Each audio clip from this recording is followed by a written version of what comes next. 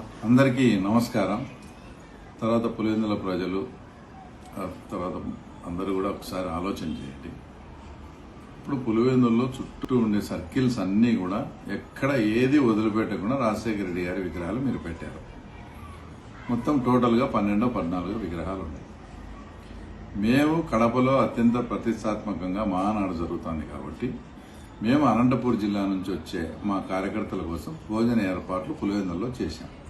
ఆ భోజనం ఏర్పాట్లు ఆ డైరెక్షన్ల కోసం ఒక 4 చోట్ల మేము అలంకరణ చేసుకోవడం జరిగింది. అది కూడా ఆయన విగ్రహానికి తాకకుండా ముందు జాగ్రత్త తీసుకోవడం కూడా జరిగింది. కానీ దాన్ని పెట్టుకొని రాజశేఖర రెడ్డి విగ్రహానికి జెండాలు కట్టినారు, అది కట్టినారని దాని పెద్ద రాద్ధాంతం చేసి ఈరోజు ఒక 15 మంది దాదాపు దుండగులు వచ్చి అవన్నీ తీసి పారేసి కాళ్ళతో తొక్కి ఈ రకంగా చేయడం ఇది ఏమన్నా సబబేనా? అంటే ఊరికి ఉండే వాళ్ళని రెచ్చగొట్టి రేపు మాకు అత్యంత ప్రతిష్టాత్మకమైన కార్యక్రమం మేము పెట్టుకుంటే అందులో భాగంగా మేము అలంకరణ చేసుకుంటే దాన్ని ఈ విధంగా పాడు చేసి శాంతి భద్రతలకు విఘాతం కలిగించడం ఇది న్యాయమేనా, ధర్మమేనా?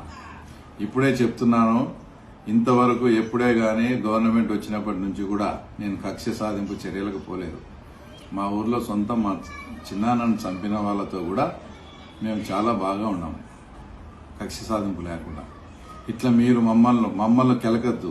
మమ్మల్ని కెలుకుతే మాత్రం తీవ్ర పరిణామాలు ఉంటాయి. తర్వాత మీరే పశ్చాత్తాప తర్వాత పడాల్సి వస్తుంది. ఇప్పుడు నిజంగా రాజశేఖర రెడ్డి గారు అంటే మీకన్నా మాకెక్కువ గౌరవం. మీకు నిజంగా రాజశేఖర రెడ్డి మీద అభిమానం ఉంటే గత 5 ఏళ్ళు ఆయన ఫోటో లేకుండా చేసినారు. మీకు నిజంగా రాజశేఖర రెడ్డి మీద అభిమానం ఉంటే రాజశేఖర రెడ్డి సొంత తమ్ముని చంపినారని మీరే అభియోగాలు ఎదుర్కొంటూ ఉన్నారు.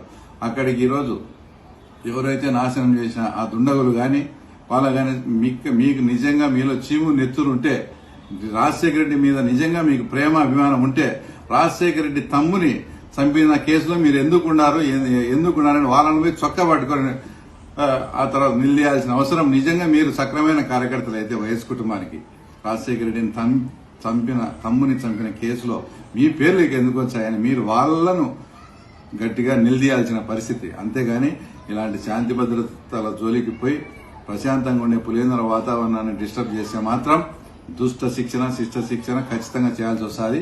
ఈ విషయాన్ని పులివెందుల ప్రజలు కూడా ఎవరిది మాది తప్పు అయితే మీరు కూడా ఆలోచన చేయమని కూడా కోరుతా ఉన్నాను.